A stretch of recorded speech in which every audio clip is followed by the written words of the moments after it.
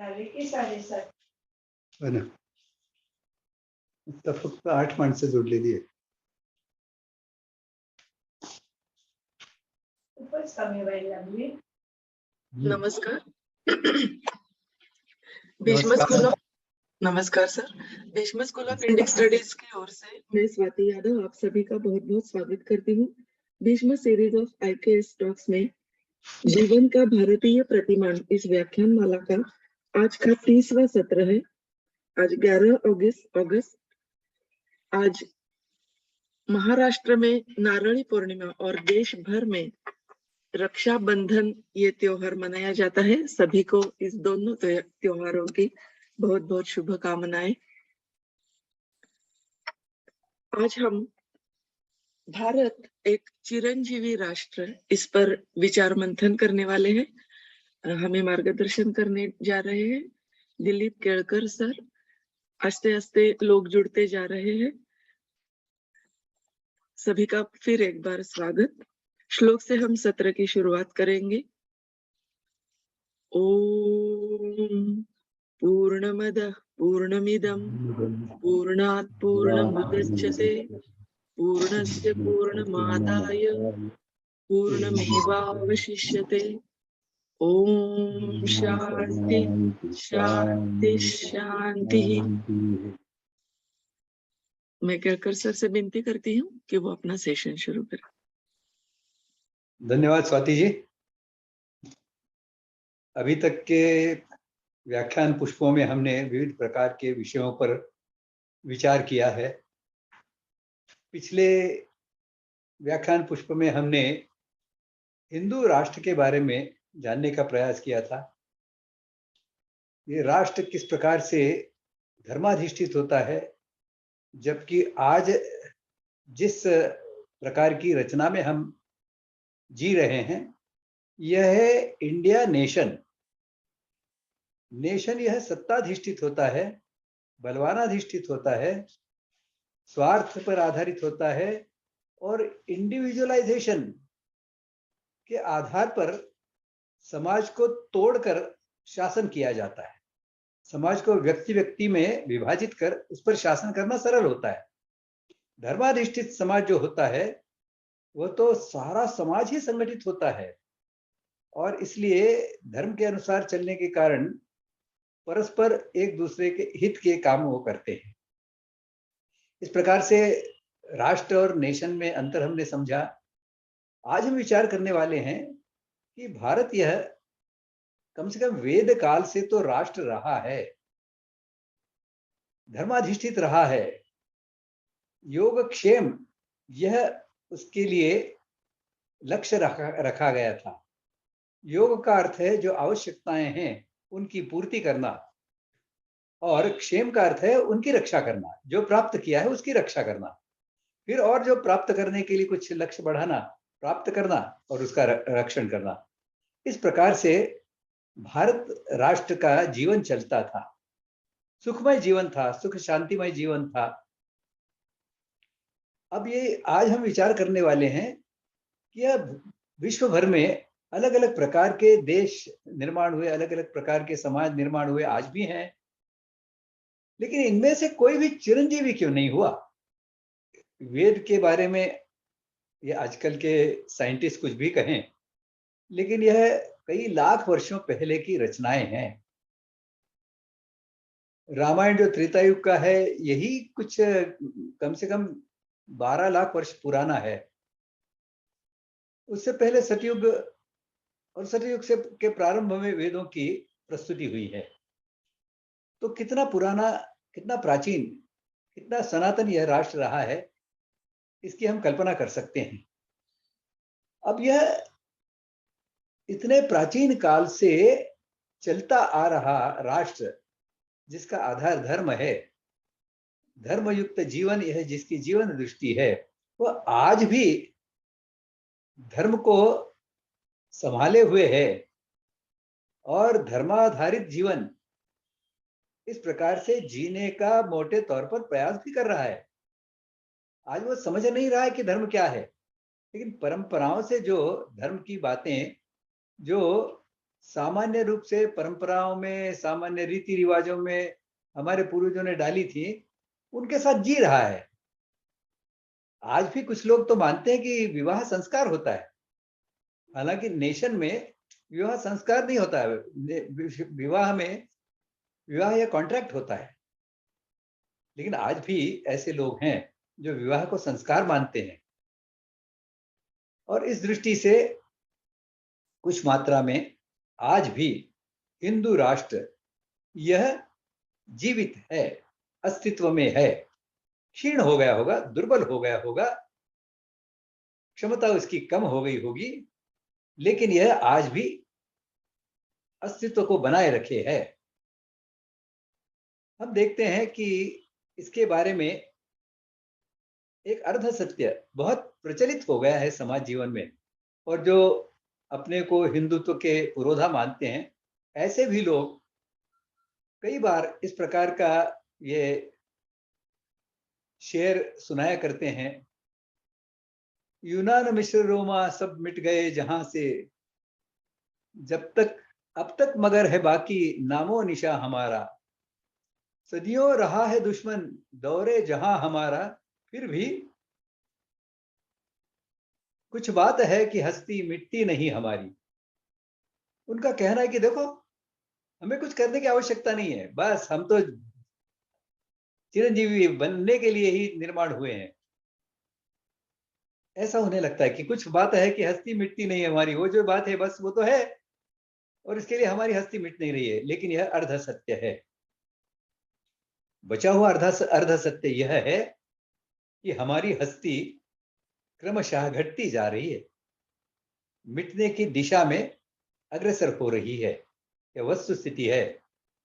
अभी कुछ 1000, 2000, 3000 वर्ष पहले जो भारतवर्ष लगभग 83 लाख वर्ग किलोमीटर का हुआ करता था, उसका भू क्षेत्र आज घटकर 33 लाख वर्ग किलोमीटर रह गया है। लगभग 1/3 रह गया है। इस कथन का या इस आंकड़ेवारी का स्पष्ट निर्देश यह है कि हमारी हस्ती धीरे धीरे मिटती जा रही है। यह सत्य है। इसके मिटने के कई कारण हैं, और सबसे बड़ा कारण तो अपनी दुर्बलता है। धर्म को आई ग्लानि को हमने दूर करने का ठीक से प्रयास नहीं किया, इसके कारण है। महाभारत में, भगवत गीता में कहा है कि धर्म को ग्लानि आती है तब मैं जन्म लेता हूं। परमात्मा समाज में अलग अलग रूपों में जन्म लेता है। कहीं वो पांडवों के रूप में जन्म लेता है, कभी वो धृष्टद्युम्न द्रुपद के रूप में जन्म लेता है, तो कभी कौरवों में भी एक ऐसा निकल आता है कि जो इस धर्म की ध्वजा को कंधे पर लेकर आगे बढ़ता है। कौरव पक्ष को छोड़कर पांडवों की ओर से लड़ता है, युयुत्सु नाम का कौरव होता है। इस प्रकार से धर्म की प्रतिष्ठापना तो हमने महाभारत के काल में बहुत व्यापक युद्ध के माध्यम से करी है, और फिर से धर्म की प्रतिष्ठापना की, और उसका फल के रूप में हम देखते हैं कि फिर से गुप्त काल में हमने स्वर्ण युग की अवस्था निर्माण की। दुनिया इसका लोहा मानती है, वास्तव में तो सोना मानना चाहिए। तो स्वर्ण युग हमने निर्माण किया। तात्पर्य यह है कि इस देश में ऐसी जीवनी शक्ति है कि जो इस प्रकार के अत्याचारों का, अन्यायों का, अधर्माचरण का सामना करती है और उस पर विजय पाने का प्रयास करती है। यह जब सफल हो जाती है तो चिरंजीविता की ओर आगे बढ़ते हैं।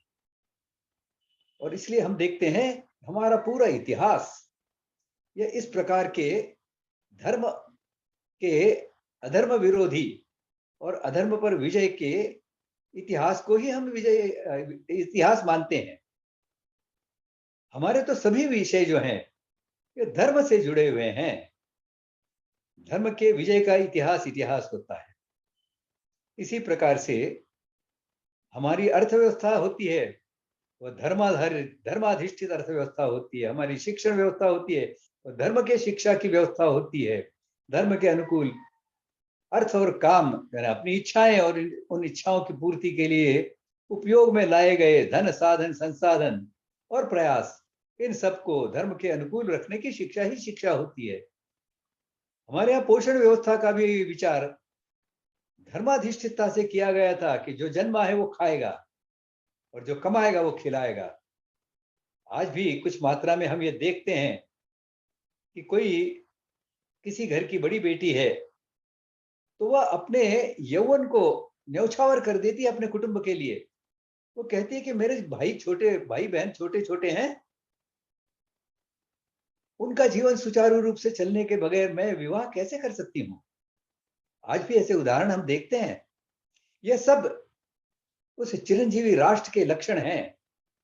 हालांकि इनकी संख्या कम होती जा रही है, मात्रा कम होती जा रही है, आज भी ये जीवित हैं। इन्हें हमें समझना होगा।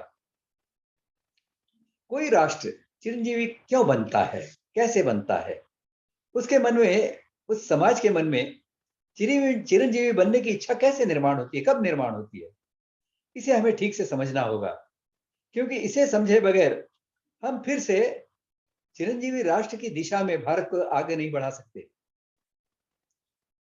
हम देखते हैं, सब जानते हैं कि संसार में हर जीव ये सुख के लिए जीता है और सुख के लिए आवश्यक हुआ तो मर भी जाता है। अब ये सुख जो है, इसकी परिभाषा क्या है? तो जो अनुकूल संवेदनाएं होती हैं, उन संवेदनाओं के परिणाम को सुख कहते हैं। अनुकूल का अर्थ है जिन प्रकार की संवेदनाओं को हम बार बार अनुभव करना चाहते हैं। जैसे अच्छा स्वाद है तो पुनः पुनः ऐसे स्वाद की इच्छा हम करते हैं, आशा करते हैं, अपेक्षा करते हैं, तो वो उस स्वाद से जो परिणाम है वो सुख होता है। कोई अच्छा वस्त्र हम पहनते हैं और बार बार ऐसा वस्त्र पहनने को मिले, ऐसा हमें लगता है, तो वो जो संवेदना है उसका परिणाम सुख होता है।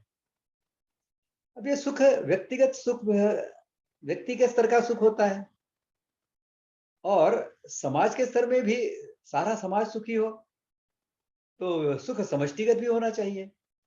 इन दोनों में अंगांगी संबंध है। यानी समाज यदि सुखमय नहीं है, समाज जीवन यदि सुखमय नहीं है, एक व्यक्ति का जीवन सुखमय हो नहीं सकता।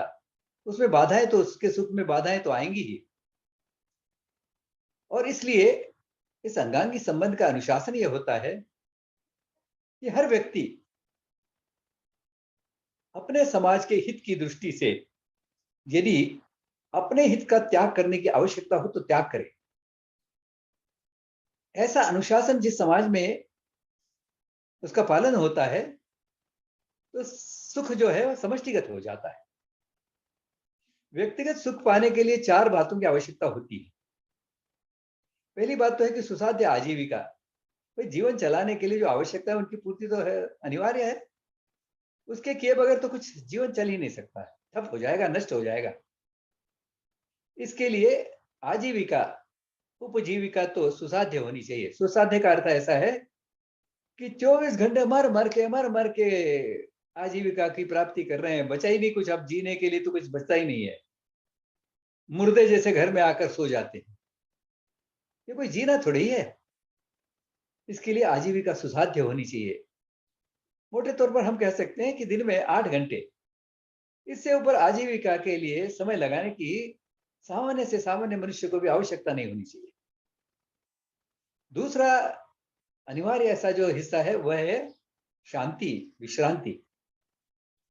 वे शांति विश्रांति तो अनिवार्य है मनुष्य शरीर के लिए, मनुष्य जीवन के लिए विश्रांति आवश्यक है, शांति आवश्यक है। शांतनामय जीवन नहीं होगा तो न तो वह सुख से जी सकता है, न कुछ विचार कर सकता है, न कुछ अपने रुचि के कुछ काम कर सकता है। इसके लिए शांति और विश्रांति के लिए भी हम यदि विचार करें तो दिन भर में कम से कम 8 घंटे तो इसके लिए आवश्यक है।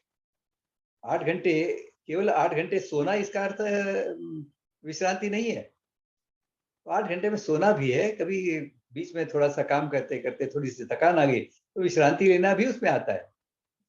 इस प्रकार से शांति यह दूसरा उसका अनिवार्य हिस्सा है सुख का। तीसरा हिस्सा है स्वतंत्रता। आखिर ये शांति और ये सब सुसाध्य आजीविका किसके लिए है?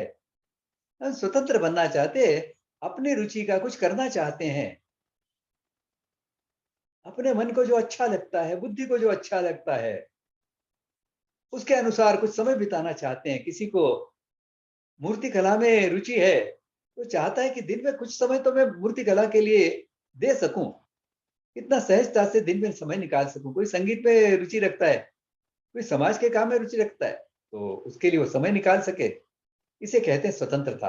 अपने तंत्र से, अपने हिसाब से करने की के लिए कुछ समय हमारे पास होना चाहिए, और उसके हिसाब से हमें जो अच्छा लगता है उसे करना चाहिए। अब जैसे नहाना भी है तो हर एक के नहाने का ढंग अलग अलग होता है। अपने ढंग से नहाना ये स्वतंत्रता का लक्षण है, अपने ढंग से, लेकिन धर्मयुक्त ऐसा खाना खाना यह भी स्वतंत्रता का विषय है। खाने के तो कई पदार्थ होते हैं, उसमें आपकी प्रकृति के अनुसार भी खाने के कई पदार्थ हो सकते हैं, लेकिन उसमें आपके पसंद के पदार्थ खाना यह स्वतंत्रता है। और चौथा जो विषय है इसमें वह है पुरुषार्थ। यह पुरुषार्थ जो है यह आजीविका को प्राप्त करना पुरुषार्थ नहीं है, यह तो स्वार्थ है। पुरुषार्थ तो उसे कहते हैं जब हम औरों के हित के लिए काम करते हैं, जब हम धर्म के लिए काम करते हैं। अपने लिए करते हैं वो तो कर्म होते हैं, जो औरों के लिए करते हैं वो धर्म होता है। औरों के हित के लिए कुछ करना ये धर्म है। इसीलिए धर्म की परिभाषा पिछले सत्र में मैंने सुनाई थी। तुलसीदास जी कहते हैं, पर हित सरिस धर्म नहीं भाई। पर हित ये जितना बड़ा धर्म दूसरा कोई नहीं है। धर्म का सबसे बड़ा स्वरूप, सबसे श्रेष्ठ स्वरूप जो है वो परहित है, वही धर्म है। तो परहित की साधना के लिए भी मैं कुछ दिन भर में समय दूं, मेरे जीवन का कुछ महत्वपूर्ण हिस्सा मैं औरों के हित के लिए समर्पित करूं, इसे पुरुषार्थ कहते हैं। यह तो व्यक्तिगत स्तर पर हो गया। पुरुषार्थ जब करता है मनुष्य व्यक्तिगत सुख पाने की दृष्टि से, तो इस पुरुषार्थ के कारण सुख समष्टिगत होता जाता है। औरों के हित की बात आप जब करते हैं तो और जिनके हित की बात आपने की वो सुख पाते हैं। तो ये पुरुषार्थ जो है यह सुख को समष्टिगत करने वाला विषय होता है। और जब समष्टिगत होता है सुख तो व्यक्ति भी सुखी हो जाता है। इस दृष्टि से व्यक्ति के सुख के लिए जैसे चार बातें आवश्यक है, वैसे ही किसी भी समाज के लिए, किसी भी राष्ट्र के लिए भी यही चार बातें अनिवार्य है, आवश्यक होती हैं, जिससे पूरा राष्ट्र जीवन जो है सुखमय हो जाता है। फिर से विचार करें, आजीविका की आश्वस्ति, तो राष्ट्र जीवन में भी राष्ट्र की जितनी भी आवश्यकता है उनकी आपूर्ति करने की व्यवस्था हो। भारतीय राष्ट्र ने, हिंदू राष्ट्र ने जाति व्यवस्था के माध्यम से इस प्रकार की अपनी समाज की हर आवश्यकता की पूर्ति करने की एक श्रेष्ठतम ऐसी पोषण व्यवस्था का निर्माण किया था, जिसके कारण हमारी आजीविका की आश्वस्ति होती थी। कोई भूखा नहीं सोता था, कोई भी शिक्षा से वंचित नहीं होता था, कोई भी रक्षण व्यवस्था से वंचित नहीं होता था। इस प्रकार से आजीविका की आश्वस्ति होती थी। यह समाज राष्ट्र जीवन में भी आवश्यक होती है, और इस दृष्टि से व्यवस्थाएं निर्माण की जाती हैं, इस दृष्टि से सामाजिक संगठन खड़ा किया जाता है। ये जितने अच्छे होते हैं उतनी समाज जीवन की आजीविका की आश्वस्ति हो जाती है। दूसरा विषय शांति। ये शांतता में सहजीवन नहीं रहेगा, झगड़े टंटे ही चलते रहेंगे तो समाज जीवन ठीक नहीं चलेगा। और इसलिए सामाजिक शांति की दृष्टि से सारा समाज समान जीवन दृष्टि वाला रहे, यह देखना आवश्यक और अनिवार्य होता है। दो अलग अलग जीवन दृष्टि के समाज साथ में सुख से नहीं जी सकते। आज ही देखिए, हमारे राष्ट्र के राष्ट्रीय समाज का एक हिस्सा है, उसकी मान्यता है परस्त्री माता समान होती है। अपनी पत्नी को छोड़कर बाकी सबको माता के समान मानो, ऐसा हमारा एक समाज मानता है। जबकि दूसरा एक समाज है जो तो पराई औरतें यानी कुटुंब के बाहर की औरतों की तो बात ही छोड़िए, अपने कुटुंब की औरतों को भी अपनी पत्नी मां जैसा मानकर व्यवहार करता है। बेटी से विवाह करता है, बेटी से अनैतिक संबंध बनाता है, बहन से अनैतिक संबंध बनाता है, चाची मामी काकी मौसी इनसे अनैतिक संबंध बनाता है, और उसमें उसे कोई पतन हो गया है ऐसा लगता नहीं है, सर्वमान्य है वो। ऐसे दो समाज साथ में नहीं जी सकते, संघर्ष होगा ही, क्योंकि ऐसा जो दूसरी प्रवृत्ति का मनुष्य है वह आपकी बहन बेटियों को सुख से जीने नहीं देगा, आप सुख से जी नहीं सकते। इसी प्रकार से एक समाज की मान्यता है कि मूर्ति पूजा यह तो एक विशिष्ट स्तर के लोगों के लिए आवश्यक होती है। अपने मन को ध्यानावस्था तक ले जाना है, उसके लिए कोई साधन की आवश्यकता होती है, और वो साधन मूर्ति होती है। उस मूर्ति में उस परमात्मा के अस्तित्व की कल्पना हम करते हैं और उसके ऊपर ध्यान लगाते हैं, और इस प्रकार से हम साकार से निराकार की ओर बढ़ते हैं। ऐसी कई लोगों की मान्यता है। तो समाज का दूसरा तबका यदि ऐसा है जो मूर्ति तोड़ने में विश्वास रखता है, मूर्ति तोड़ने को पवित्र मानता है, तो ऐसे दो समाज साथ में नहीं रह सकते। इसके लिए शांति और विश्रांति की दृष्टि से समाज की जीवन दृष्टि समान हो, यह आवश्यक है। और जिसकी शक्ति ज्यादा होती है, जिस जीवन दृष्टि के पीछे भौतिक शक्ति अधिक मात्रा में होती है, वह जो जीवन दृष्टि है वह दूसरी जीवन दृष्टि को समाप्त करती है, अपने में आत्मसात कर लेती है। आत्मसात जब तक नहीं करती तब तक यह अशांति बनी रहती है। राष्ट्र की चिरंजीविता के लिए, राष्ट्र के सुख की, राष्ट्रीय समाज के सुख के लिए इस प्रकार की अनिष्ट ऐसी जीवन दृष्टि को जितनी शीघ्रता से हम आत्मसात कर लें, उतना हमारे राष्ट्र के लिए, समाज के सुख की दृष्टि से आवश्यक बात है। तीसरी बात जो है स्वतंत्रता।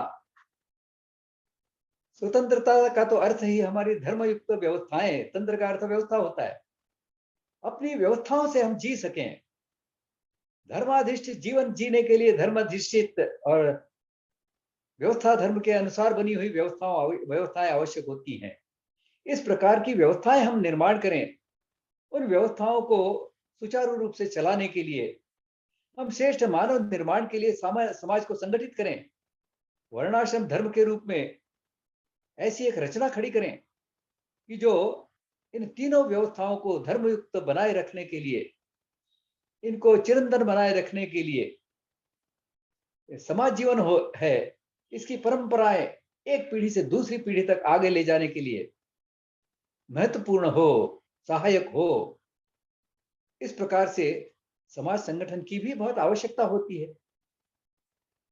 ऐसे समाज संगठन और सामाजिक व्यवस्थाएं जो हैं, इन्हें ही स्वतंत्रता कहा जाता है। इनके अभाव में, इनकी अनुपस्थिति में कोई राष्ट्र सुख प्राप्त नहीं कर सकता। कल्पनाएं तो बहुत करेगा सुख की, प्रत्यक्ष में सुख प्राप्त नहीं कर सकता, क्योंकि सुख प्राप्ति के लिए व्यवहार में हमें सुख का भोग करने को मिलना चाहिए। हमारे साथ औरों का व्यवहार यदि दुष्टता का है, अन्याय का है, अत्याचार का है, तो हम सुख कैसे प्राप्त कर सकते हैं? ऐसा कोई अन्याय कर ही न सके, ऐसी रक्षण व्यवस्था निर्माण की है। ऐसा दायित्व बोध निर्माण किया है समाज जीवन में कि हर व्यक्ति अपने वर्ण के अनुसार अपने वर्ण धर्म का पालन करे, समाज धर्म का पालन करे, व्यक्ति की जो भिन्न भिन्न भूमिकाएं हैं उनका अनुपालन करें। ऐसा होता है तो उसे स्वतंत्रता कहते हैं। और चौथा है वह है पुरुषार्थ। अब व्यक्ति के स्तर पर तो पुरुषार्थ का अर्थ है समाज के हित के कुछ काम करना। राष्ट्र के संदर्भ में भी यह उतना ही महत्वपूर्ण है। यह जो पुरुषार्थ का विषय है, राष्ट्र के स्तर पर का जो पुरुषार्थ होता है, इसका अर्थ यह है हम हमारे राष्ट्र के बाहर की भू क्षेत्र की सीमाओं में रहने वाले, बाहर के भू क्षेत्र में रहने वाले जो समाज हैं, उनके हित की कुछ चिंता करें, उनके हित के दृष्टि से प्रयास करें, उनके हित की दृष्टि से उन्हें मार्गदर्शन करें। इसी को हमने राष्ट्रीय स्तर पर हमने लक्ष्य रखा था इस पौरुष का। उसे हमने नाम दिया था कृण्वन्तो विश्वमार्यम। केवल हम ही श्रेष्ठ रहेंगे, श्रेष्ठ समाज जीवन को निर्माण करके उसके अनुसार चिरंजीवी बनेंगे, ऐसा संभव नहीं है जब तक सारा विश्व आर्यत्व से ओत प्रोत नहीं हो जाता। क्योंकि हमने देखा है, इतिहास हमें सिखाता है कि जैसे ही हमने हमारे आर्यत्व को भारत की इस 83 लाख वर्ग किलोमीटर की भू सीमा में बांध दिया, इसके बाहर ऐसी शक्तियां खड़ी हुई जिन्होंने हम पर आक्रमण किए और हमारे इस राष्ट्र का संकुचन, आकुंचन होना शुरू हो गया। इसलिए राष्ट्र के स्तर पर पुरुषार्थ का अर्थ है विश्व भर के सारे समाज आर्यत्व में दीक्षित हों, आर्यत्व को प्राप्त करें, भारत जैसी ही व्यवस्थाएं, भारत जैसी धर्माधिष्ठित ऐसा समाज जीवन पूरे विश्व भर में हो जाए। ऐसा लक्ष्य जब सामने रखा जाता है तो राष्ट्र जीवन भी सुखी होता है, आक्रांताओं के आक्रमणों की कोई चिंता नहीं रहती। और जब सुख प्राप्ति होती है तो फिर मनुष्य जीने की आस रखता है। हमारे यहाँ एक श्लोक है, उसमें कहा गया है अश्वत्थामा बलिर्व्यासो हनुमांश विभीषण कृपः परशुरामस्य सप्तैते चिरजीविना। इन 7 जो चिरंजीवी ऐसे व्यक्ति हैं हमारे इतिहास में, इनमें एक अश्वत्थामा छोड़ दिया तो बाकी का सबका जीवन तो ऐसा सुखमय रहा। लेकिन अश्वत्थामा को तो जो श्राप मिला है, उस श्राप के कारण वह अपने सर पर जो जख्म है, बहती जख्म जो कभी ठीक होने वाली नहीं है, उसका दुख लेकर जीता है। ऐसा व्यक्ति जो सदैव दुखी है, बीमारी से ग्रस्त है, आपदाओं से त्रस्त है, ऐसा व्यक्ति कभी भी लंबी जिंदगी की आकांक्षा नहीं रखेगा, इच्छा नहीं रखेगा। जो सुखी है, सदा सुखी रहने का रहस्य जानता है और इस रहस्य को जानकर उसके अनुसार प्रत्यक्ष सुखमय जीवन जीने के लिए कटिबद्ध होता है, समर्थ होता है, सक्षम होता है।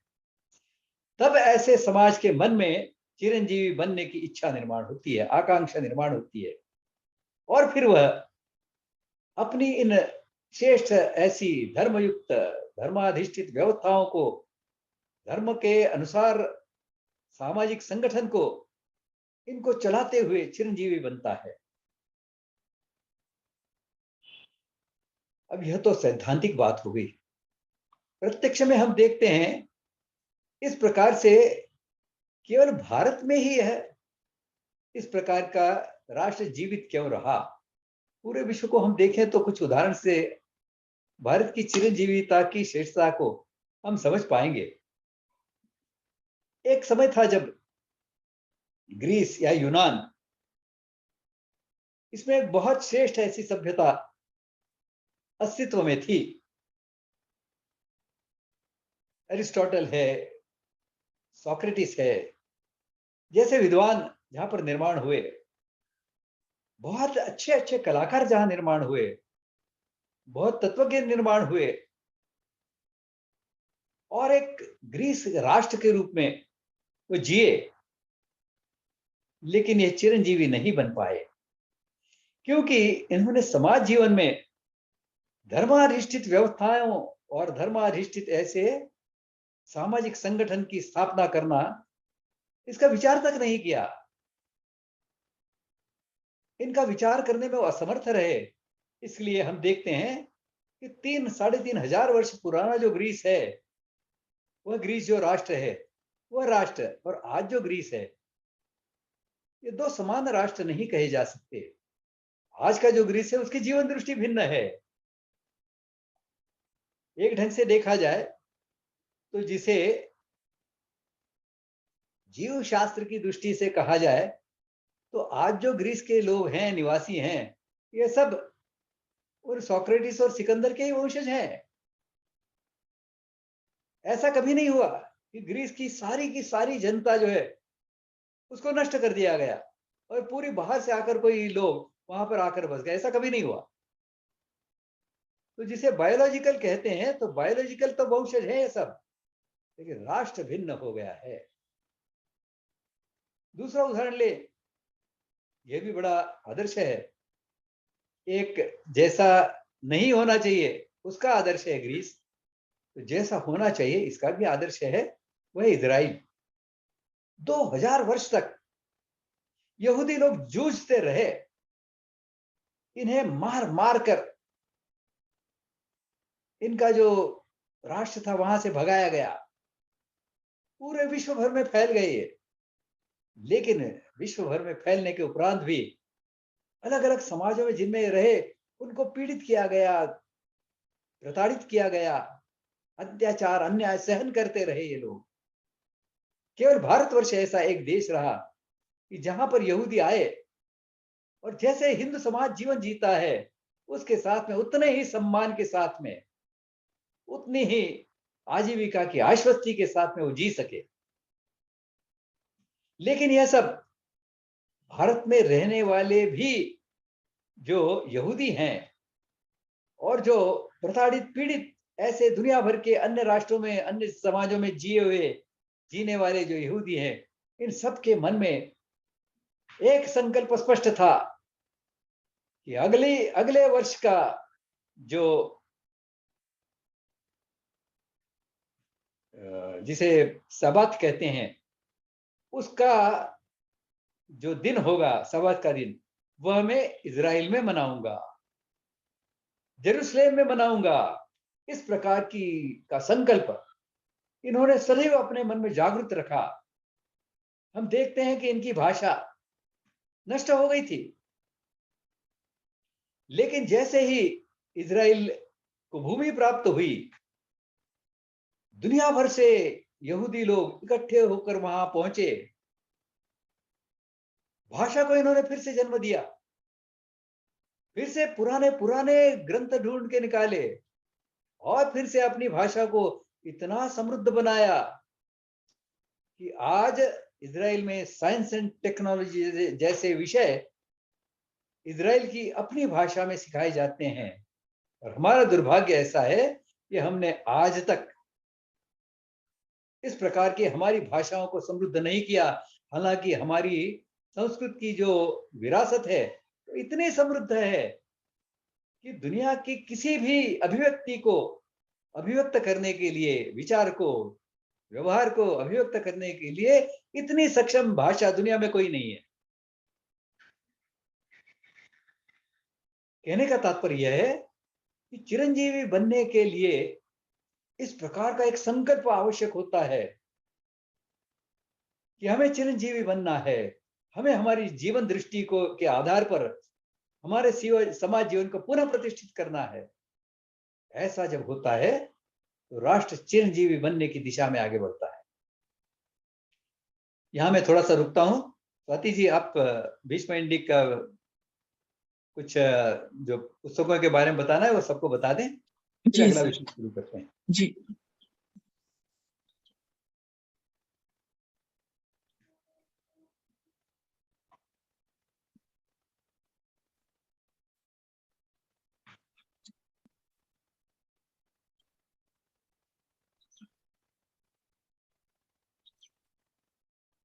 स्वाति जी बता रही है ना? जी जी।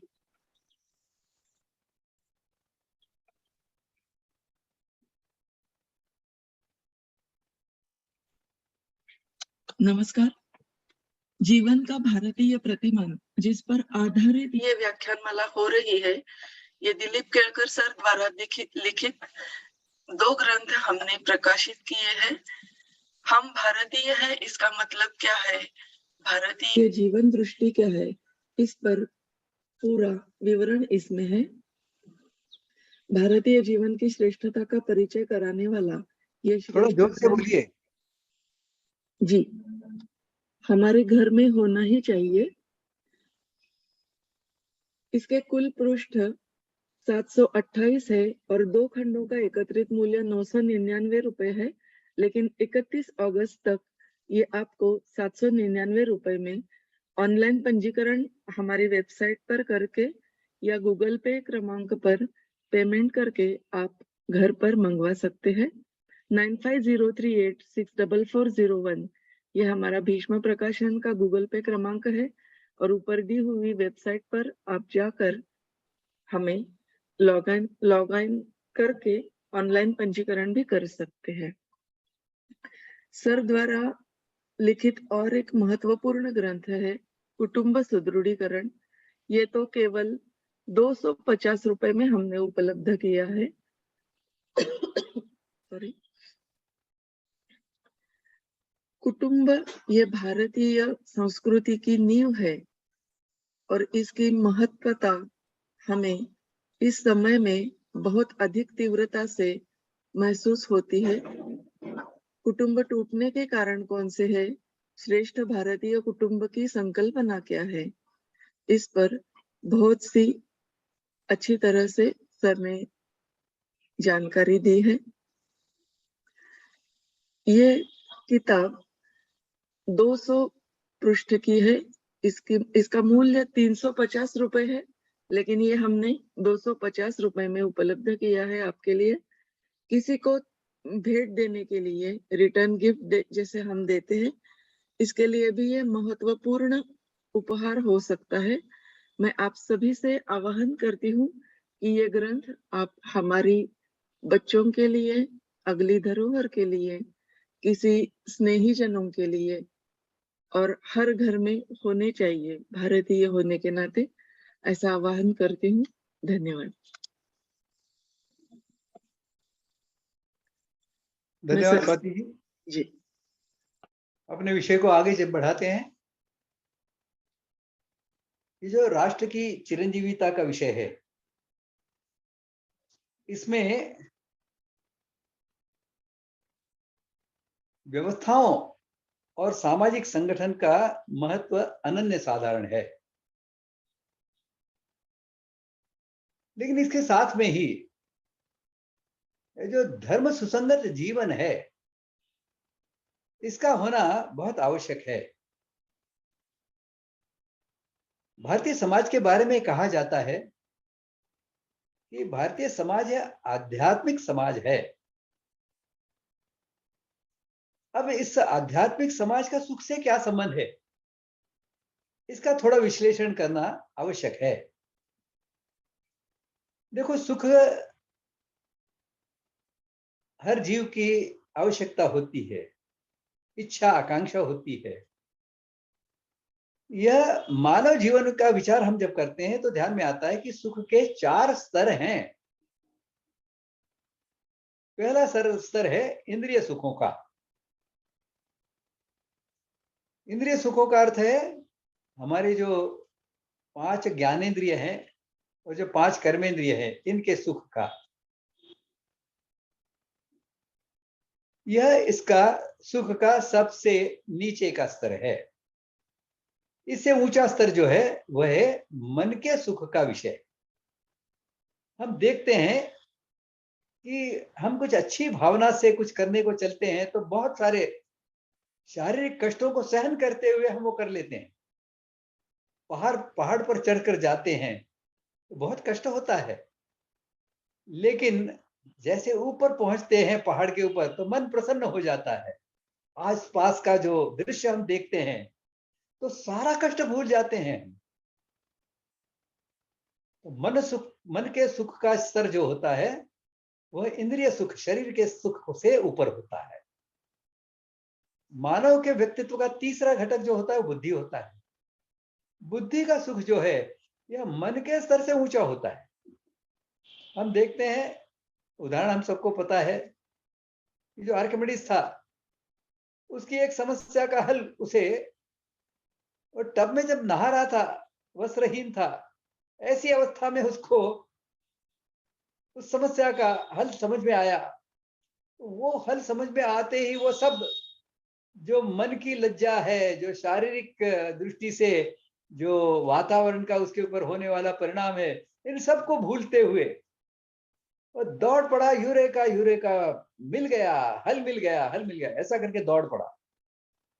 इस बुद्धि के सुख के आगे उसके मन का सुख और शारीरिक सुख ये उसे बहुत सामान्य लगा, गौण लगा। हम भी देखते हैं कि कई बार कोई समस्या ऐसी होती है कि जिसका हल हमारे पास होता नहीं है। हम सदैव उसे हल करने की चिंता में रहते हैं, और जैसे ही हमारी बुद्धि में उसका हल हम पा जाते हैं तो बड़े सुख की प्राप्ति होती है कि अरे छूट गए भी, अब तो समस्या का हल निश्चित है। तो इस प्रकार से बुद्धि का सुख जो है यह तीसरे स्तर का, ऊंचाई के तीसरे स्तर का सुख है, मन के सुख से भी ऊपर। और जो आत्मिक सुख है यह सबसे ऊंचा सुख है। आत्मिक सुख किसे कहते हैं? तो जो चराचर में व्याप्त परमात्मा तत्व है और इसके कारण इस चराचर के साथ में जो आत्मीयता की भावना है, इस आत्मीयता की भावना के कारण जो सुख प्राप्त होता है उसे आत्मिक सुख कहते हैं। जब माता अपने बच्चे को देखती है, 9 महीने का परिश्रम उसने किया है, सहन किया है, उसने बच्चे की गर्भधारणा की हुई है, उसने बच्चे की लातों को सहन किया है, लातों के प्रहारों को सहन किया है। जब वो अपने बच्चे को देखती है सब भूल जाती है कष्ट, अपने बच्चे के लिए जान न्यौछावर कर दूं, इस प्रकार की भावना उसके मन में जागती है। यह आध्यात्मिक सुख का लक्षण है, यह आत्मिक सुख का लक्षण है। जब कोई सैनिक अपने देश के लिए प्राण न्यौछावर करने के लिए तैयार हो जाता है, सामने से चलने वाली गोलियों की बौछार का सामना करते हुए शत्रु पर आक्रमण करता है, वह उस आत्मिक सुख के कारण करता है। मेरा देश है, अपना देश है, और इसके लिए मेरा सुख जो है, व्यक्तिगत सुख है, इसको मैं न्यौछावर करने के लिए तैयार हूं। ऐसा आत्मिक प्रेम से, आत्मिक भावना से वो जब भारित हो जाता है तो उसे आत्मिक सुख की प्राप्ति होती है। यह आत्मिक सुख जो है इसका स्तर सबसे ऊंचा होता है। जिस समाज में आत्मिक सुख की प्राप्ति के लिए प्रयास करने वाले लोगों की संख्या जितनी अधिक, उतना उस समाज जीवन का जो औसत सुख होता है वो औसत सुख बढ़ जाता है। व्यक्तिगत सुख का संबंध इस समाज जीवन के औसत सुख से है। औसत सुख जितना अधिक होगा, यदि पूरा समाज केवल भौतिक सुख के स्तर पर जी रहा है तो पूरे समाज की जनसंख्या जितनी होगी उतने से भाग दो तो फिर सुख का प्रमाण आपके जिम्मे आएगा वो इतना कम होगा। लेकिन जब आत्मिक सुख को सुख मानने वाले और उस दृष्टि से प्रयास करने वाले, उस प्रकार की व्यवस्थाएं निर्माण करने वाले, उस प्रकार का सामाजिक संगठन निर्माण करने वाले ऐसे लोगों की संख्या बढ़ती है तो औसत सुख का प्रमाण बढ़ता है। और जब औसत सुख का प्रमाण बढ़ता है उसी मात्रा में व्यक्तिगत सुख की मात्रा भी बढ़ती जाती है। जिस समाज जीवन में यह औसत सुख का प्रमाण 100% होता है, उस समाज जीवन में व्यक्तिगत सुख का भी स्तर जो है, मात्रा जो है वो 100% बनती है। ये समीकरण है, इसे हमें समझना होगा। और इस दृष्टि से हम यह जो कहा जाता है कि भारतीय समाज यह आध्यात्मिक समाज है, इसका विश्लेषण करना होगा। यह आध्यात्मिक समाज जो है भारतीय समाज, भाई इस कारण नहीं है। इसमें जप तप करने वाले बहुत बड़ी संख्या में हैं, इसमें पूजा अर्चा करने वाले लोग बहुत बड़ी संख्या में हैं, इसमें कर्म कांड में जुड़े हुए ऐसे लोग बड़ी संख्या में हैं, इसमें ध्यान धारणा करने वाले लोग बड़ी संख्या में हैं। यह तो सब लाभदायी हैं, लेकिन केवल इनके कारण समाज जीवन सुखी नहीं बनता। ये तो ऊपरी सतही ऐसी दिखने वाली बातें हैं। वास्तव में तो समाज जीवन में किस प्रकार की भावना है? क्या यह समाज जीवन स्वार्थ के ऊपर आधारित है? इंडिविजुअलिज्म इसका आधारभूत तत्व है, या फिर यह समाज आत्मीयता पर आधारित है? कुटुंब भावना इसका आधारभूत ऐसा जीवन का जीवनी शक्ति है। यदि यह कुटुंब भावना इसकी आधारभूत जीवनी शक्ति है, तो यह समाज आध्यात्मिक है, क्योंकि कुटुंब भावना का आधार तो आत्मीयता ही होता है। दूसरे व्यक्ति में कुटुंब का व्यक्ति होता है, उसमें और मुझ में वही परमात्मा तत्व है। इसके लिए, उसके हित के लिए मैं प्रयास करूं, वो मेरा है, अच्छा है बुरा है, जैसा भी है मेरा है। अच्छा है तो उसे और अच्छा बनाना, और बुरा है तो उसके बुराइयों को दूर करना, ये मेरा दायित्व है। इसे कहते हैं कुटुंब भावना। और जब कुटुंब भावना सारे समाज जीवन में व्याप्त हो जाती है, तो कल्पना कीजिए कि सुख की व्याप्ति समाज जीवन में स्वाभाविक है। इस कुटुंब में भी जब अपने अपने स्वभाव के अनुसार व्यक्ति काम करता है, अपनी अपनी आयु की अवस्थाओं के अनुसार जो क्षमताएं हैं उसके अनुसार काम करता है, संक्षेप में कहें तो वर्णाश्रम धर्म के अनुसार काम करता है, जीवन जीता है, तो समाज जीवन सुखमय बन जाता है।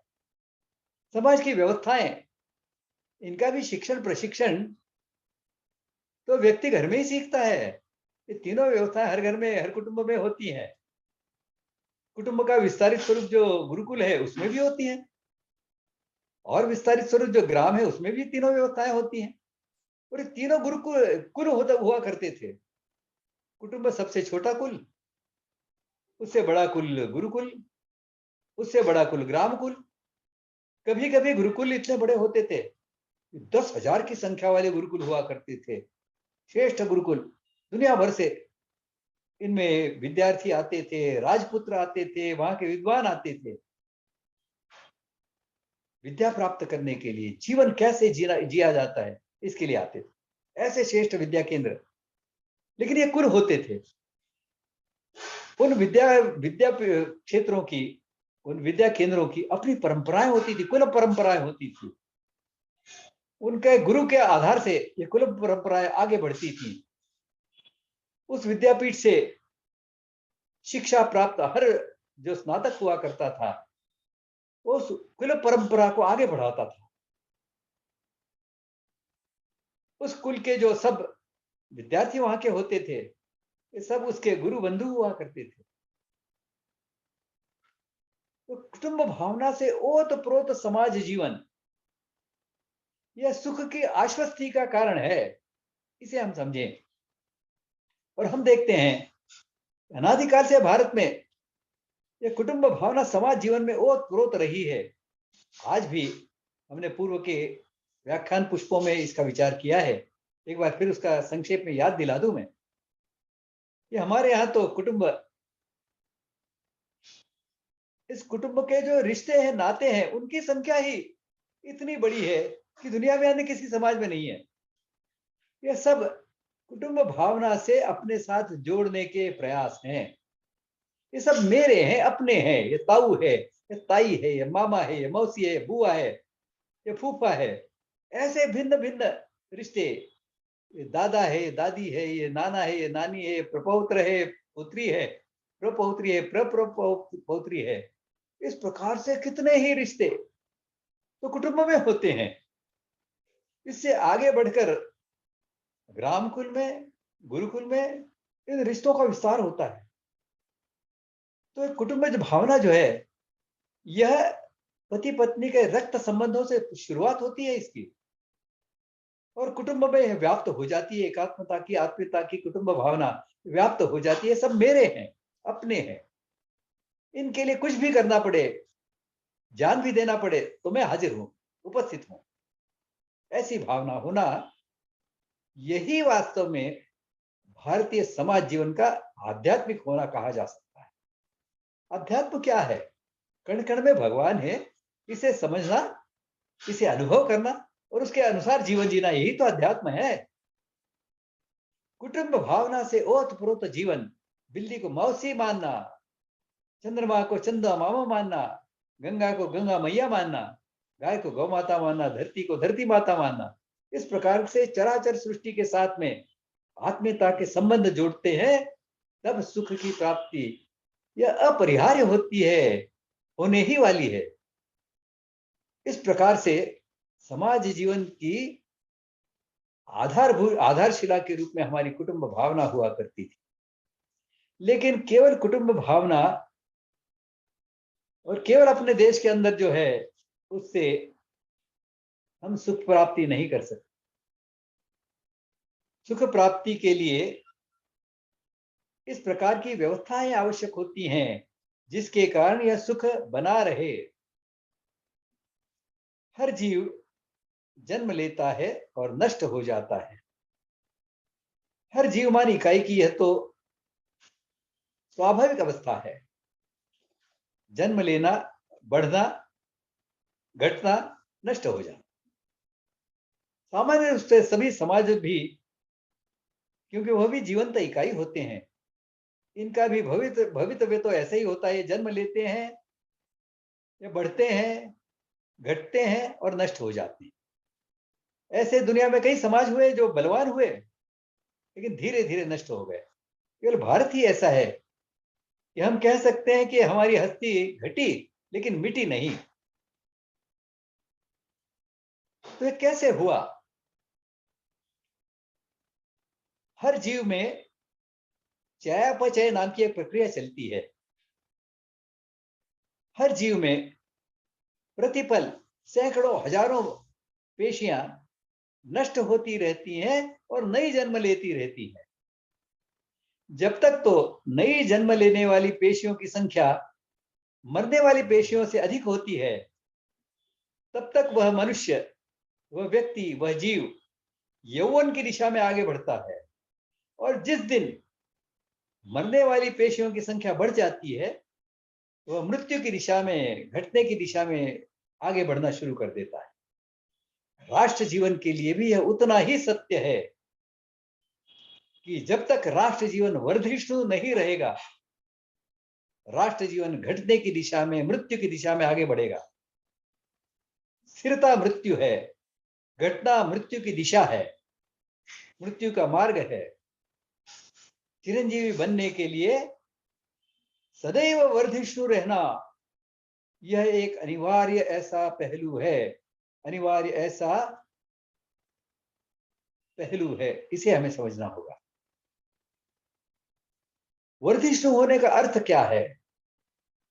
एक तो भारतीय जीवन दृष्टि या कुटुंब भावना का जीवन का आधार मानने वाली ऐसे लोगों की संख्या वृद्धि होती रहे, बढ़ती रहे।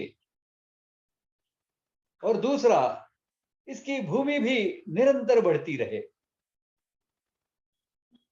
तो भूमि और जनसंख्या, इन दोनों में सदैव वर्धिष्णु रहना राष्ट्र की चिरंजीविता का लक्षण है।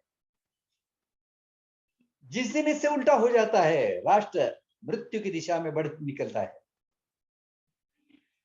इस दृष्टि से भी हमारे पूर्वजों ने किस प्रकार की प्रथाएं, परंपराएं और कृण्वन्तो विश्व मार्यम के लिए कैसी व्यवस्थाएं निर्माण की थी, इसे हमें समझना होगा। इन व्यवस्थाओं को फिर से स्थापित करना होगा। पहली बात तो यह थी कि श्रेष्ठ परंपराओं को हमने हमारे समाज में स्थापित किया था। एक परंपरा तो यह थी, अपने से श्रेष्ठ ऐसा कम से कम एक उत्तराधिकारी निर्माण करो, न्यूनतम एक। तब तक मुझे मरने का अधिकार नहीं है। मरने से पहले मैं अपने से श्रेष्ठ उत्तराधिकारी निर्माण करूं, ऐसी परंपरा जिस समाज में चलती है, उसे उन्नत होने से कोई रोक नहीं सकता। ऐसी परंपराएं चलाना, बाप से बेटा सवाई, गुरु गुड़ रह गए, चेला शकर बन गया, इस प्रकार की परंपराएं जिस समाज में होती हैं, वो श्रेष्ठ तो बनेगा ही। वो तो विश्व में विश्व गुरु के दिशा में आगे बढ़ेगा ही। दूसरी परंपरा होती थी, स्वाध्याय की परंपरा होती थी। तैत्तिरीय उपनिषद में समावर्तन संदेश, जो समावर्तन का संस्कार होता था, उसका एक उपदेश होता था, संदेश होता था, आदेश होता था। वेद और उपनिषदों का आदेश होता था, वह था स्वाध्यायान मा प्रमदा। स्वाध्याय का अर्थ सामान्यतः यह लिया जाता है कि जब जाप करो, परमेश्वर की आराधना भक्ति करो, ध्यान धारणा करो। वास्तव में वहां स्वाध्याय का अर्थ तो यह था, आप जिस भी क्षेत्र में काम कर रहे हो, उस क्षेत्र के पूर्व सूर्यों ने जो भी ज्ञान का विकास किया है, उस ज्ञान को प्राप्त करो। अपना चिंतन है, अपना निधिध्यास है, अपने अनुभव है, इनके आधार पर उस ज्ञान को और समृद्ध करो और इस समृद्ध ज्ञान को अगली पीढ़ी को हस्तांतरित करो। ऐसा जिस समाज में होता है, ऐसी परंपरा जिस समाज में होती है, वह समाज पीढ़ी दर पीढ़ी उन्नत और उन्नत और उन्नत बनता जाता है। ऐसी श्रेष्ठ परंपराओं का निर्वहन करना, ऐसी परंपराओं को समाज जीवन में स्थापित करना चिरंजीविता के लिए अनिवार्य आवश्यक ऐसी बात होती है। दूसरी बात होती है कि जब तक आप कृण्वन्तो विश्वमार्यम नहीं कहेंगे, आप जब तक सारे विश्व को आर्य बनाने का ऐसा एक लक्ष्य नहीं रखेंगे और उस लक्ष्य को अविश्रांत परिश्रम के आधार पर प्राप्त नहीं करेंगे, आप भारतवर्ष में रहकर भी आर्य नहीं रह सकते, श्रेष्ठ जीवन जी नहीं सकते।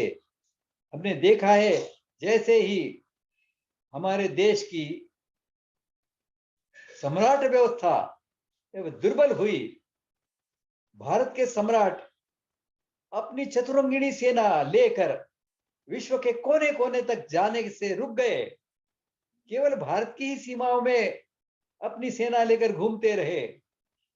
हमारे देश पर आक्रमण शुरू हुए, क्योंकि जो दुष्ट शक्तियां थी विश्व भर में, वो बलवान बन गई और हमारे ऊपर आक्रांता के रूप में उन्होंने आक्रमण किए। ये जो सम्राट व्यवस्था थी, यह हमारे वर्धिष्णु होने की व्यवस्था थी। राम गए हैं रावण को मारने के लिए, घुसकर मारेंगे, वहां आकर मारेंगे।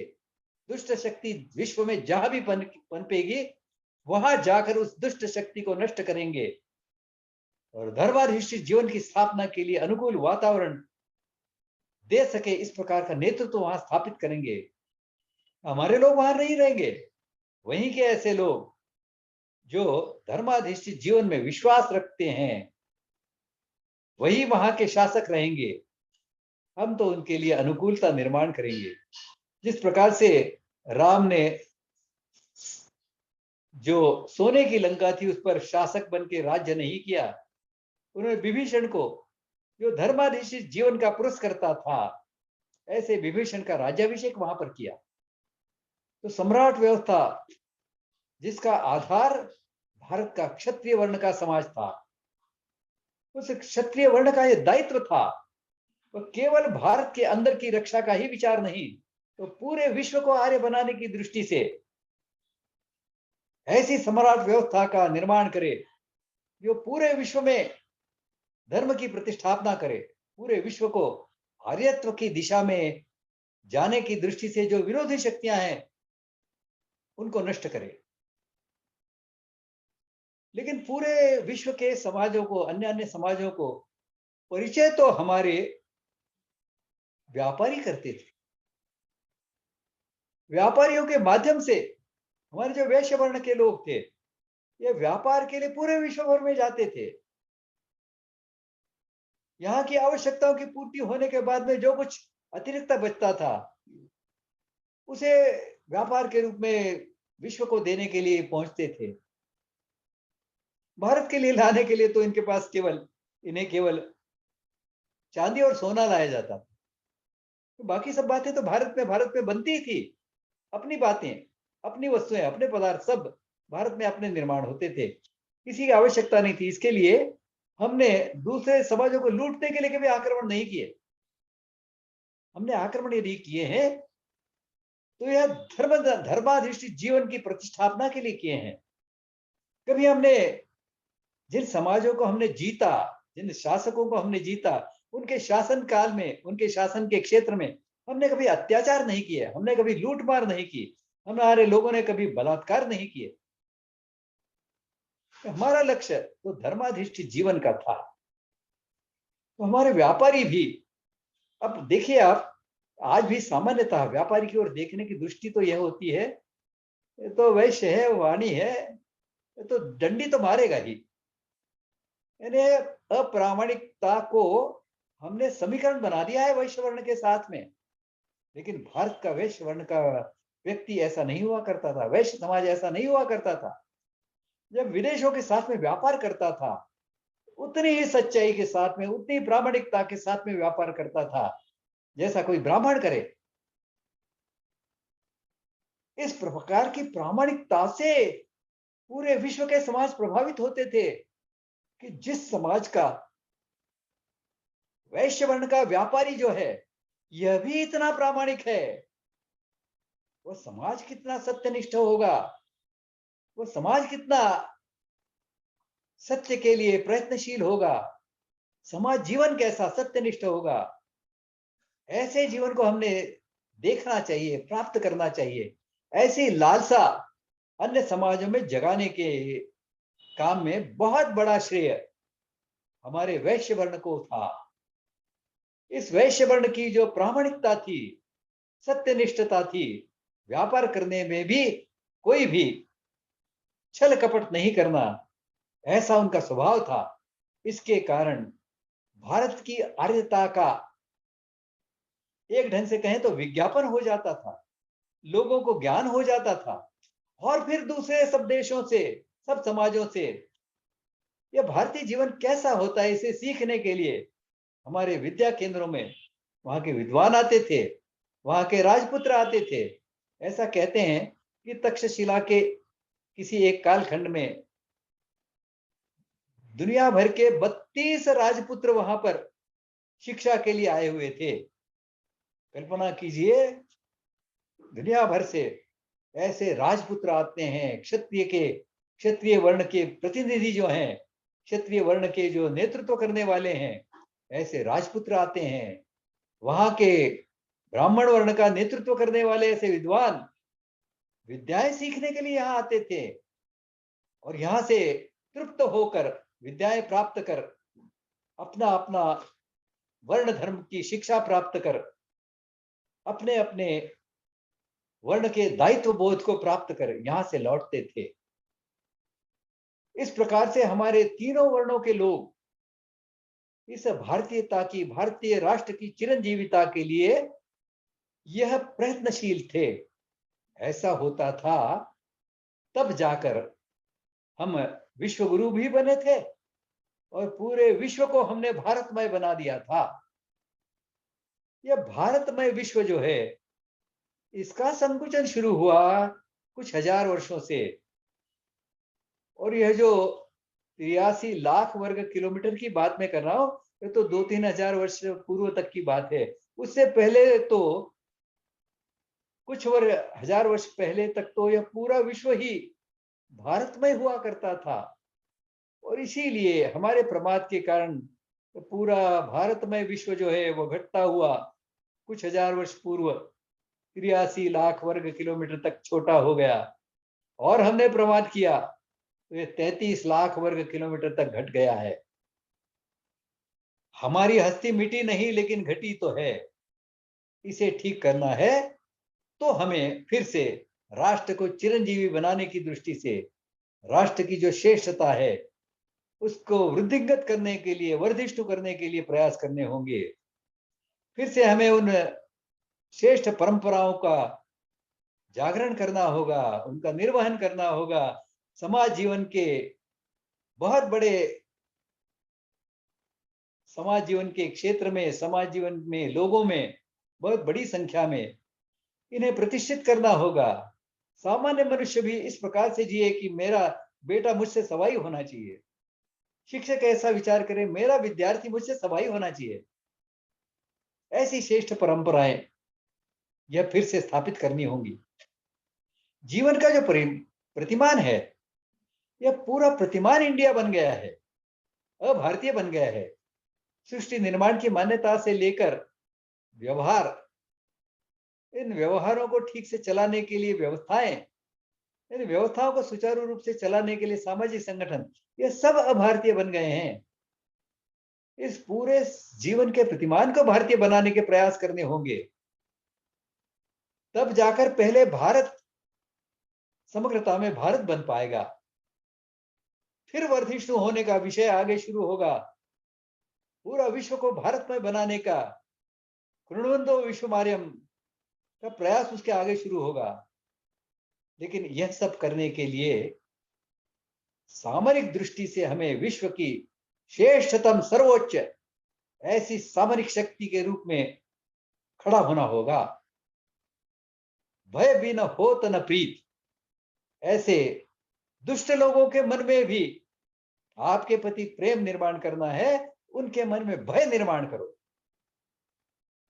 ऐसी दुष्ट लोगों के मन में भय निर्माण करने वाली, सज्जनों को आश्वस्ति देने वाली, ऐसी विश्व की अजेय, केवल अजेय नहीं तो विश्व विजयी ऐसी सामरिक शक्ति को तो निर्माण हमें करना होगा।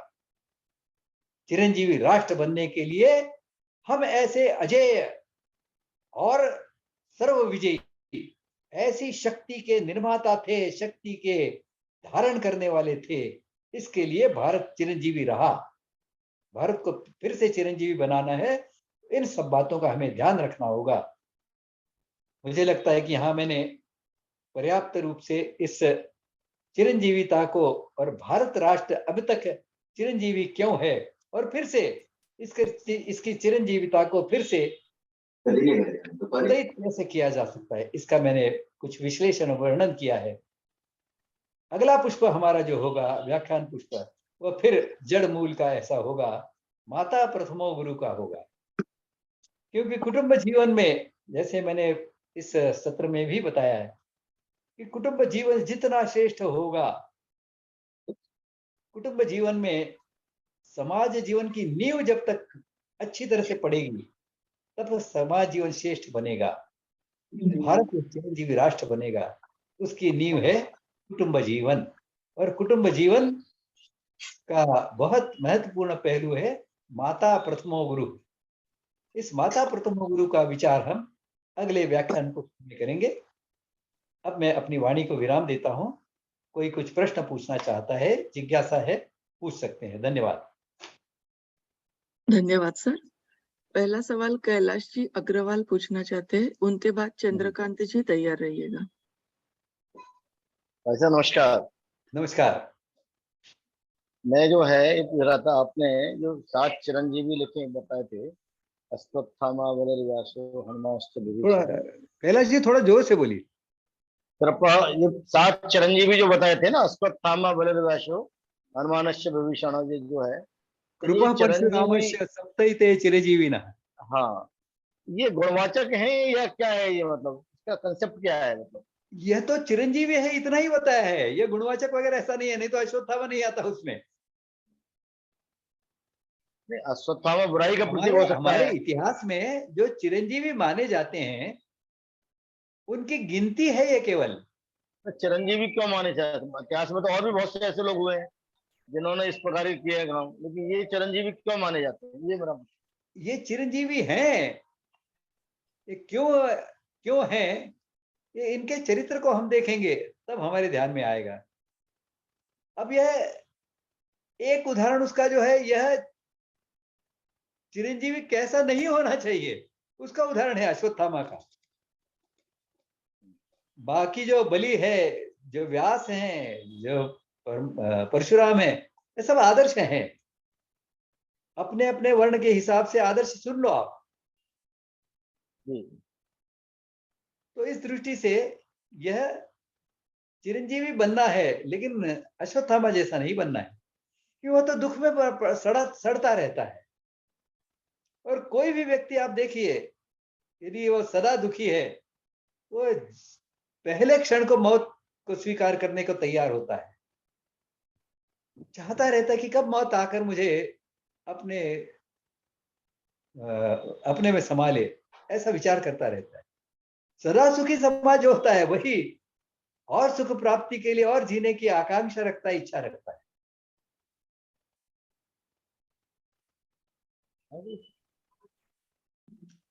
अगला सवाल लेते हैं, चंद्रकांत जी आप पूछिए।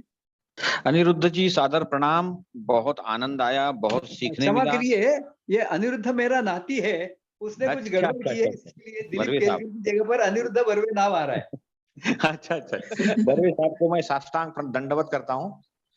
और मेरा प्रश्न यह है सर कि हिंदुस्तान वाकई में कुछ तो था जिसकी वजह से चिरंजीवी है, लेकिन हम पर जो आक्रमण हुए, जैसे सोमनाथ मंदिर को लूटा गया, मुगल यहाँ बरसों से रहे, तो क्या हमारे अहिंसा के कारण ये था या सुरक्षा प्रणाली में हमारी कुछ कमी थी, उस और हमारा ध्यान नहीं गया? क्या हमने इसकी कीमत चुकाई है, हमारे रीच कल्चर या अहिंसावाद की? आपने आपने जो पूछा है यह वास्तव में अध्ययन का विषय है। देखिए, आप थोड़ा सा इतिहास का अध्ययन करेंगे तो आपके ध्यान में आएगा कि जैसे ही भारत में यह छोर की, अतिरेकी ऐसी अहिंसा का प्रचलन बढ़ा, जी जी। तो भारत में पतन शुरू हुआ। भारत पर बाहर से आक्रमण उसके बाद में शुरू हुए, सब आप देखिए। अशोक जो था, जी जिसको जी। हम अशोक महान कहते हैं, वास्तव में यह अशोक ही है जहां से भारत का पतन शुरू हुआ है। हो। यह अशोक था जिसने अपने ऊपर लगे हुए जो कलिंग का विजय उसने किया, और पूरे भारत के इतिहास में कभी भी किसी भारतीय राजा ने जिस प्रकार के अन्याय अत्याचार नहीं किए, इस प्रकार के अन्याय और अत्याचार जिसने कलिंग की जनता पर किए, उसके पश्चाताप के रूप में दूसरे छोर पर गया वह, और उसने अहिंसा को स्वीकार किया, बौद्ध मत को राजाश्रय दिया। और जी हम जी। देखते हैं कि जैसे ही ये बौद्ध मत के लोग कहीं हिंदुत्व की, सनातन धर्म की विचारधारा से पराभूत होते दिखते, तो विदेशियों को निमंत्रण करते भी दिखाई दिए। सही बात है। तो यह जो था, यह पतन का कारण जो है, यह भी एक बहुत बड़ा कारण है। लेकिन बौद्ध मत यहाँ पर प्रारंभ कैसे हुआ? उसकी आवश्यकता समाज जीवन में निर्माण हुई, तभी महात्मा बौद्ध का जन्म हुआ। भारत में यह जो हिंसा की एक धारा चल निकली थी, हमारे यज्ञ में हिंसा होने लग गई थी। यज्ञ जैसे पवित्र ऐसे कर्म कांड में भी हिंसा होने लग गई। तो उस हिंसा के अतिरेक को दूर करने की दृष्टि से दूसरे छोर की शुरुआत हुई। वैसे तो भगवान गौतम बुद्ध ने तो कभी भी अतिरेकी अहिंसा का पुरस्कार नहीं किया। जी जी। प्रत्यक्ष गौतम बुद्ध मांसाहारी थे, क्षत्रिय थे। उस समय की जो उनकी आदत थी उसके हिसाब से मांसाहार करते थे, मांसाहार करते रहे, वो जीवन भर करते रहे। तो अतिरेकी अहिंसा के तो वो भी समर्थक नहीं थे, लेकिन उनके जो अनुयायी हुए उन्होंने इस अतिरेकी अहिंसा का पुरस्कार किया। उसके कारण यहाँ का जो क्षत्रिय वंश था, क्षत्रिय समाज था, ये नपुंसक बन गया, निष्प्रभ बन गया। और ऐसा जिस समाज का क्षत्रिय समाज नपुंसक हो जाता है, यह तो जो आक्रांता है उनके लिए निमंत्रण होता है। बहुत अच्छे, इसे हमें ध्यान में रखना होगा। बहुत बढ़िया सर, बहुत बहुत धन्यवाद। बौद्ध मत क्या प्रारंभ हुआ, यह हमारी दुर्बलता के कारण हुआ। सही बात इसे है। भी हमें ध्यान में रखना होगा। जो अतिरेकी अहिंसा का जो चलन हो गया था समाज जीवन में, वाह वाह वाह वाह। तो योग्य स्तर पर, योग्य समय पर हमने प्रतिकार भारतीय दृष्टिकोण से नहीं किया। आगे हमें यह ध्यान में रखना होगा, ऐसी कोई भी विचारधारा जो धर्म के विपरीत है, वाह वाह वाह, इसे हमें परास्त पहले करना होगा, तुरंत इसका उपाय करना होगा। बहुत बहुत धन्यवाद, बहुत अच्छे सर, बहुत बहुत धन्यवाद, थैंक यू वेरी मच। अगला सवाल सीमा घिया आप पूछिए, उनके बाद केतन जी पुरोहित तैयार रहिएगा। हाँ, नमस्कार सर। नमस्कार हाँ, आपने जो ये 7 चिरंजीवी बताए थे, जी। उनके वो मेरे विश्वास है कि वो कोई ना कोई एक गुण ऐसा है जो कि हमारे जीवन के लिए अनिवार्य है, या हमारे एक सुदृढ़ समाज के लिए, राष्ट्र के लिए या जीवन के लिए एक वो प्रतिमान है। तो कृपया वो एक एक गुण उनके जरा बताएंगे, देखिए, जिनको मैंने कि हम प्रतिमान समझ सकें। पूरे जो इनमें जो बलि राजा है, हाँ। ये वास्तव में कृषक राजा है। हम्म। ऐसा कहा जाता है कि बलि राजा खुद खेती करता था, हल जोतता था। हमारे यहाँ आज रक्षाबंधन है, ये रक्षाबंधन की शुरुआत बलि राजा से हुई, ऐसा कहा जाता है। अच्छा। मैं बलि राजा हूँ, मैं तुम्हारे रक्षण का दायित्व लेता हूँ, ऐसा बलि राजा कहता है। अच्छा। आगे वो बिगड़ जाता है, आसुरी शक्तियां पनपने लगती है उसके शासन में, और इसके लिए वामन के रूप में परमात्मा को एक अवतार लेना पड़ता है, वो बात भिन्न है। लेकिन बलि राजाओं की जो परंपरा रही, उसकी परंपरा में शुरुआत में तो राजा जो थे ऐसे ही श्रेष्ठ हुआ करते थे। इनमें से जो अंतिम बलि राजा जो है, उसमें इस प्रकार के अवतार की आवश्यकता हुई। व्यास महर्षि हैं, इनके बारे में तो हम सब जानते हैं। व्यासोच्छिष्टम जगत सर्वम, विश्व का ऐसा कोई ज्ञान नहीं है जो व्यास जी को नहीं है, वो ज्ञानी है। इस प्रकार से व्यास जी को माना जाता है। हनुमान जी हैं, यह तो राम काज कर रहे को आतुर, ऐसे हैं। अपने लिए भक्ति कर रहे हैं तो अपने सुख के लिए नहीं कर रहे हैं, ये भक्ति कर रहे हैं तो राम का काज मैं करूं, इसके लिए कर रहे हैं। इनकी भक्ति का स्वरूप जो है ना, ये जो चित्र में हम देखते हैं कि बड़े मस्त हो गए हैं राम का कीर्तन करने में, हाथ में वो चिपरी ये है, वाद्य हैं उनके, और बहुत मग्न हो गए हैं। ये तो उनका बाह्य रूप है। वास्तव में तो जो राम काज है, वह काज क्या है? ही न करऊ मही।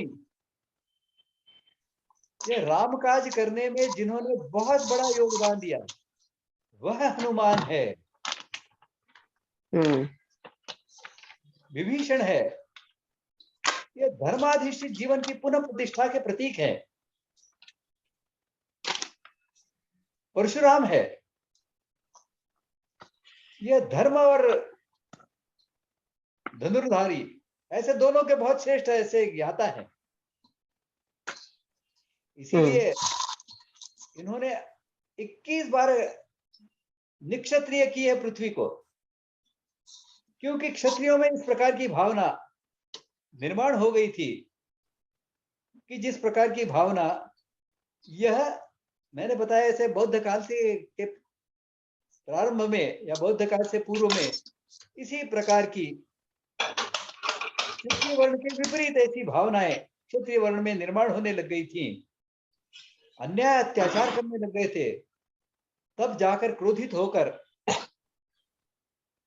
परशुराम ने पृथ्वी को 21 बार, कहते हैं 21 बार, यानी एक लाक्षणिक रूप से बार बार ऐसे जो भी क्षत्रिय जन्म लेते थे, ऐसे क्षत्रिय विकास पाते थे, उनको नष्ट करते थे। ऐसे दुष्ट शक्ति को नष्ट करने की दृष्टि से यह एक आदर्श ऐसा परशुराम का जीवन है। इसमें जो कृपाचार्य हैं, इनका ही इतिहास मैंने ज्यादा पढ़ा नहीं है, केवल महाभारत में उनका संदर्भ आता है, लेकिन कृपाचार्य की परंपरा कुछ रही है, इसके बारे में क्षमा करें मुझे, इसकी जानकारी मुझे नहीं है। लेकिन यह कौरवों के पक्ष से लड़े हैं। यह द्रोणाचार्य के साले हुआ करते थे। द्रोणाचार्य की जो पत्नी है उसका नाम कृपी था, उनके भाई थे कृपाचार्य। उनके बारे में इतिहास में मैंने ढूंढने का प्रयास तो किया था, लेकिन कुछ ज्यादा प्राप्त नहीं कर सका। इसके लिए उनका ऐसा कौन सा गुण था जिस गुण को लेकर इस चिरंजीविता के हम गुणगान कर सकें। ये बाकी सबके बारे में तो मोटी मोटी ऐसी बातें हैं जिनके कारण हम पूरे समाज जीवन को आदर्श बनाने की दृष्टि से ऐसे एक एक बात के आदर्श उनके सामने रख सकें। जी, थैंक यू सर। जी धन्यवाद। अगला सवाल केतन जी आप पूछिए। नमस्ते सर। नमस्कार। आपने बहुत अच्छा समझाया है। जो आप अशोक की बात कह रहे थे ना, मैं ये बात पिछले काफी सालों से सब लोगों को कहता हूँ, मगर मुझे उसका क्या कहते हैं, उसका सेकंडिंग नहीं हुआ था। जो आज मुझे मिला तो मुझे समर्थन नहीं मिला। समर्थन नहीं मिला, सॉरी मेरी हिंदी इतनी शुद्ध नहीं है, तो समर्थन नहीं मिला था तो मुझे काफी लगता था, मगर मुझे आज समर्थन मिला। मैं हमेशा भारतीय इतिहास के अंदर काला दिन मतलब द ब्लैक डे कौन सा, तो उसके बारे में 3-4 मैं बातें कहता था कभी कभी। एनीवे, मेरा प्रश्न इसके बारे में था कि जो ऐसी विचारधाराएं हैं जो समाज को दुख की ओर ले जाएं, ऐसी विचारधारा के सामने लड़ना चाहिए और वो मैं पूरा समर्थन करता हूं उसका। मगर वो विचारधारा को जब धर्म का समर्थन मिले, मैं डायरेक्ट ही पॉइंट के ऊपर जाऊंगा। जैसे अफगानिस्तान से हमारे यहाँ बहुत सारे हमले हुए और यहाँ से इंडिया से बहुत सारे स्त्रियों को उठा उठा कर लेके गए। जब उनको पूछा जाए कि आप ये कर रहे हो ये क्या है, तो बोलेंगे ये संपूर्ण धर्मनिष्ठ है, क्योंकि हमारे धर्म में बुत मूर्ति पूजा उसका बंधक है, वो नहीं करना चाहिए, और ऐसे करने वाले सब दुष्ट और नाफरमानी और नापाक वगैरह वगैरह, उसके बहुत सारे वर्ड हैं और है, तो वो है। तो वो जो करने वाले लोग हैं उनके दिल में तो वो विचारों के लिए संपूर्ण श्रद्धा, उसके लिए विश्वास, उसके लिए मान, उसके लिए जीवन न्योछावर कर देने तक की भावना है। मतलब भावना शुद्ध है, मगर जिस चीज के लिए, जो विचार के लिए भावना है वही गलत है। तो इसके लिए अगर उसके सामने भौतिक दृष्टि से लड़ा जाए तो वो तो जिंदगी भर लड़ाई रहेगी, क्योंकि वो भौतिक दृष्टि से उनको लगता है कि ये सही है, दूसरे को लगता है ये सही है। पुराने जमाने में जो शास्त्रार्थ होता था उसका एक वन ऑफ द रीजन मेरे ख्याल से वो था कि इसके बारे में एक कॉमन प्लेटफॉर्म के ऊपर बात की जाए कि आज की एक पॉइंट लेंगे कि भाई इक्वालिटी ऑफ जेंडर, तो कौन सा विचार दुनिया में है जो इक्वालिटी ऑफ जेंडर कहता है।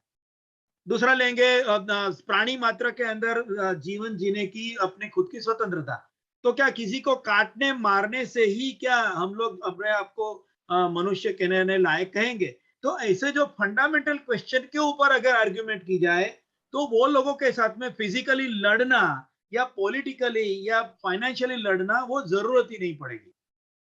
देखिए, आपने जो इतना सब निवेदन किया है, इसमें एक सबसे महत्वपूर्ण जो त्रुटि है वो यह है, आपने इन विचारधाराओं को धर्म कहा है। नहीं, उनके लिए धर्म है, मैं समझता हूं, मैं धर्म का समझिए, रिलीजियन संप्रदाय धर्म में समझता हूं। आप इसको गलती से भी धर्म कहते हैं तो इन्हें आप उठाकर हिंदू धर्म, सनातन धर्म के सामने रख देंगे, रख देते हैं। वो गलत है। नहीं, मैं वो नहीं कहना चाहता, इन्हें नहीं, मैं धर्म वो न नहीं कहना कहिए, चाहता। यह मजहब है, यह रिलीजन है जी। और मजहब जैसे निर्माण होते हैं वैसे नष्ट भी होने ही वाले हैं, प्रकृति का नियम है। जो जन्म लेगा वो मृत्यु को प्राप्त होगा ही, नष्ट होने ही वाले हैं, इसमें कोई शंका न रखिए मन में। धर्म जो है ये सृष्टि के साथ में निर्माण हुआ था, तो धर्म का अर्थ ही सृष्टि संचालन के नियम है। धर्म की इनके साथ में कोई तुलना नहीं है। यह मजहब रिलीजन है, यह संप्रदाय भी नहीं कहे जा सकते, क्योंकि संप्रदाय सहिष्णु होते हैं। यह मजहब और रिलीजन जो है, यानी ईसाई रिलीजन और मुस्लिम मजहब, यह असहिष्णु है। यह दूसरों को जीने का अधिकार नकारने वाले ऐसे मजहब हैं, ये रिलीजन है। इनकी तुलना भारतीय धर्म से, सनातन धर्म से करना ही गलत है। और ऐसे मजहबों को नष्ट करना, यह मजहब जो है इनका आधार, म्हणतात ते आपल्या ह्याच्यानुसार म्हणतात, प्रवृत्तीनुसार. यह मजहब जो है इनकी असहिष्णुता जो है, इसको सहन करना, यही वास्तव में अधर्म है। और इसके लिए हम इनको सहन करते हैं, सहन करते रहे हैं 1500 वर्षों से। कम से कम 715 से 632 में इनकी शुरुआत हुई, लेकिन सन 700 से तो समझिए लगभग 1400 वर्षों से हम इनको सहन करते आ रहे हैं। यही अधर्म है, इसे हम समझें। और इसमें एक मजहब का, एक रिलीजन का वृद्धि हो गई है उसकी, और वह है कम्युनिज्म। ये कम्युनिज्म ये एक मजहब है। अपने विचारधारा को छोड़कर दूसरे किसी भी विचारधारा के लोगों को जीने का अधिकार नकारने वाले ऐसे यह समाज हैं। इन समाजों का नष्ट होना तो प्राकृतिक है, यह होने ही वाला है। लेकिन यह इस सनातन धर्म को कम से कम हानि पहुंचाने में संभव सशक्त हो, इस दृष्टि से इनका जितनी जल्दी से जल्दी इनके नाश की हम योजनाएं बनाएंगे, इनके घर वापसी की योजनाएं बनाएंगे, उनके लिए हमारी शक्ति, बुद्धि, हमारी संवेदनाएं इनका उपयोग करेंगे। और इन्हें जितनी जल्दी से जल्दी हम आर्यत्व की शिक्षा देंगे, सनातन धर्म की दीक्षा देंगे, उतना ही भारत के लिए यह सुखदायी होगा, चिरंजीवी बनने की दृष्टि से लाभदायी होगा। इसे हमें समझना होगा। और इसके लिए इनके साथ में भौतिक संघर्ष करना है तो भौतिक संघर्ष करना पड़ेगा। भौतिक संघर्ष से डरकर कोई वैचारिक तत्व कभी विजय नहीं पा सका। महाभारत में भी कहते हैं यतो धर्मस्ततो जयः, भगवत गीता में भी कहा है। लेकिन उसके साथ में कहते हैं जिस धर्म के पक्ष में कृष्ण और अर्जुन जैसे पराक्रमी, बुद्धिमान ऐसे लोग खड़े, विद्वान ऐसे लोग खड़े होते हैं, तब विजय होती है। और इसलिए सामरिक दृष्टि से विश्व में विश्व विजयी ऐसी शक्ति का विकास हमें करना होगा। और उसके साथ में धर्म की शक्ति का भी उदय करना होगा। उसको भी, धर्म को सर्वव्याप्त करने वाली ऐसी धर्म शक्ति को स्थापित करना होगा। यह है चिरंजीविता में आगे बढ़ने के लक्षण। हमारे सामने संकट तो हैं, इन संकट का निराकरण करने की दृष्टि से इस धर्म शक्ति और उस धर्म की रक्षा करने वाली शास्त्र शक्ति, इसका जागरण हमें करना है। इसके ऊपर हमें शक्ति लगानी होगी। उसके लिए हमारी जो तीनों व्यवस्थाएं, शिक्षण, रक्षण, पोषण, और हमारा सामाजिक संगठन है वर्णाश्रम धर्म, इसको बलवान बनाना पड़ेगा। जी जी, धन्यवाद सर। आज के सारे सवाल हो चुके हैं। आज के सत्र में यही रुकते हैं। अगले गुरुवार 18 अगस्त को व्याख्यान का विषय होगा कुटुंब जीवन, माता प्रथमो गुरु। श्लोक से हम समारोह करेंगे। ओम सर्वेत्र सुखिनः सन्तु, सर्वे सन्तु निरामयाः, सर्वे भद्राणि पश्यन्तु, मा कश्चित् दुःखभाग् भवेत्।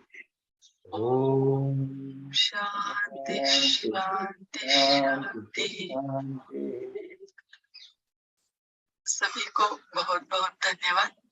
आपका दिन शुभ हो। नमस्ते। नमस्ते।